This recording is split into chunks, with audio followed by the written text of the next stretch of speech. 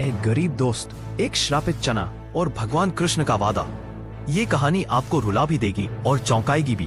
बहुत समय पहले एक साधु वन में तपस्या कर रहे थे। एक दिन कुछ शरारती बच्चों ने उनके भोजन के चने चुरा लिए और मजाक करने लगे। साधु को बहुत क्रोध आया।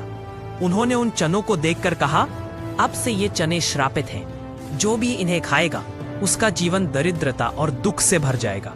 वही चने धीरे धीरे गांव के बच्चों के हाथों घूमते फिरते सुदामा तक पहुंच गए। सुदामा गरीब थे, मगर भूख से परेशान होकर उन्होंने उन चनों को अपने पास रख लिया। एक दिन सुदामा और कृष्ण गाय चरा रहे थे। सुदामा को भूख लगी तो वे वही श्रापित चने खाने लगे। कृष्ण ने मुस्कुराकर कहा, मित्र, मुझे भी थोड़ा दो।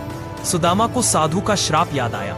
उन्होंने सोचा, अगर कृष्ण ने खा लिया तो उनका जीवन भी दुख से भर जाएगा।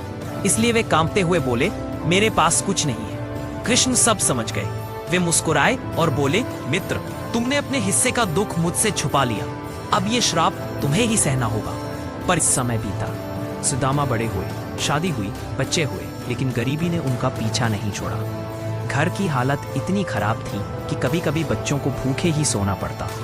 एक दिन उनकी पत्नी ने कहा, कृष्ण से मिलने द्वारका क्यों नहीं जाते? वे तुम्हारे बचपन के मित्र हैं, जरूर मदद करेंगे। सुदामा लज्जा और संकोच के साथ पत्नी के कहने पर द्वारका पहुंचे। साथ में बस थोड़े से चावल की पोटली लेकर गए। कृष्ण ने उन्हें देखते ही दौड़कर गले लगा लिया। राजमहल में बैठा कर पैर धोए, आदर दिया। सुदामा संकोच में रहे, कुछ मांग नहीं पाए। कृष्ण ने उनकी लाई हुई पोटली से चावल खाए और हंसते हुए बोले, मित्र, तुम्हारा प्रेम ही मेरे लिए सबसे बड़ा उपहार है। सुदामा खाली हाथ ही अपने गांव लौटे, लेकिन जब घर पहुंचे तो देखा, टूटी फूटी झोपड़ी की जगह भव्य महल खड़ा था।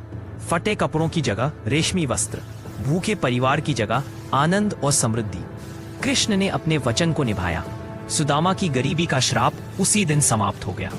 जिस तरह कृष्ण ने सुदामा का दुख दूर किया, वैसे ही आपका एक सब्सक्राइब और लाइक हमें और कहानियां आप तक पहुंचाने की ताकत देगा। इस वीडियो को लाइक और सब्सक्राइब करके हमारा साथ दें।